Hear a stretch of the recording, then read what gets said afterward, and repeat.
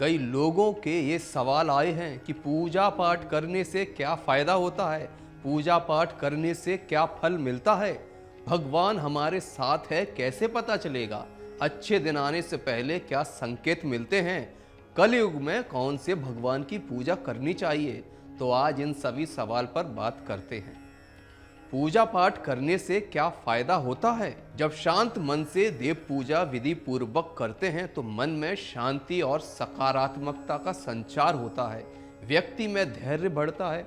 अच्छी पुस्तकों जैसे कि रामायण, भगवद गीता, वेद व उपनिषद आदि का निरंतर पाठ बुद्धि के द्वार को खोलने में सहायक है। दर्शन शास्त्र का क्रमबद्ध पाठ आपकी तर्क शक्ति को भी बढ़ाता है। पूजा पाठ करने से क्या फल मिलता है? पूजा पाठ को हिंदू धर्म के लिए दिन की आवश्यक प्रक्रियाओं में एक माना गया है। ऐसा करने से मन को शांत करने में मदद मिलती है और आगे बढ़ने की प्रेरणा मिलती है। पूजा करने से मन को शांति प्राप्त करने में मदद मिलती है और घर में भी शांति का वातावरण बनता है। भगवान हमारे साथ है कैसे पता चलेगा?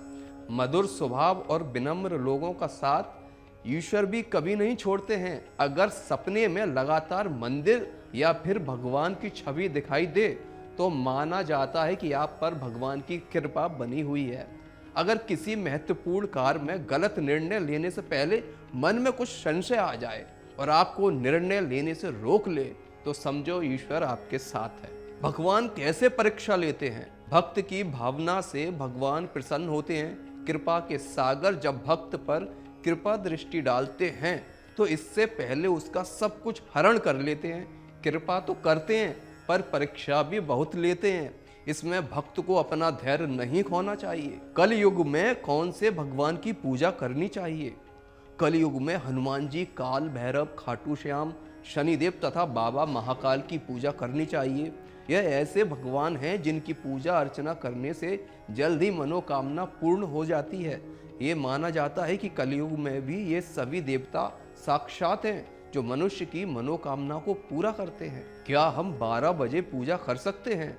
यदि हम ज्योतिष के नियमों की माने तो दोपहर 12 से 3 बजे का समय देवताओं के आराम का समय माना जाता है और इस समय यदि पूजन किया जाता है तो पूजा का पूर्ण फल नहीं मिलता है। इसके साथ ही इस समय को अभिजीत मुहूर्त कहा जाता है और ये पितरों का समय माना जाता है।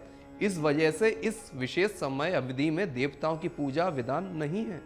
पूजा करते समय क्या ध्यान रखना चाहिए? पूजा करते समय हमेशा ध्यान रखें कि आप पूर्व की तरफ मुख करके बैठे हों और अपने बाएं तरफ घंटा, धूप और दाहिने तरफ शंख, जलपात्र और पूजन सामग्री रखें। इस तरह पूजा करने से पुण्य की प्राप्ति होती है।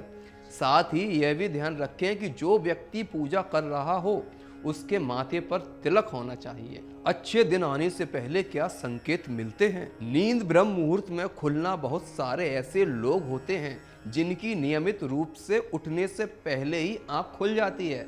अचानक खुश होना, गौ माता का आगमन, घर में शिशु का होना, सपने में मंत्रों का सुनाई देना, शरीर के अंगों का फड़फड़ाना।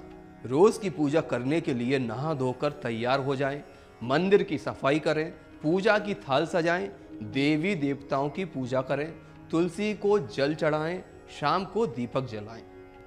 मंदिर में उबासी क्यों आती है? यदि आपको पूजा में बैठने के दौरान बार बार उबासी आ रही है तो ये संकेत देता है कि आपके अंदर किसी न किसी तरह की नेगेटिविटी मौजूद है, इसलिए आपको उबासी आ रही है। पूजा पाठ कैसे करना चाहिए? घर पर पूजा करते समय खड़े होकर पूजा ना करें और ना ही सीधे जमीन पर बैठकर पूजा करें। पूजा करने से पहले हमेशा आसन बिछाएं और आसन पर बैठकर ही पूजा करें। इसके साथ ही बिना सिर ढके भी पूजा नहीं करनी चाहिए। स्त्री हो या पुरुष, पूजा करते समय हमेशा सिर को दुपट्टे या फिर रुमाल से ढकना चाहिए। भगवान की भक्ति करने से क्या फायदा होता है? ईश्वर भक्ति से शरीर को सुख, मन को शांति और आत्मा को आनंद की प्राप्ति होती है। भक्ति का दूसरा लाभ यह है कि मनुष्य के सब प्रकार के पापों का नाश हो जाता है और मानव अंदर बाहर से शुद्ध, पवित्र हो जाता है।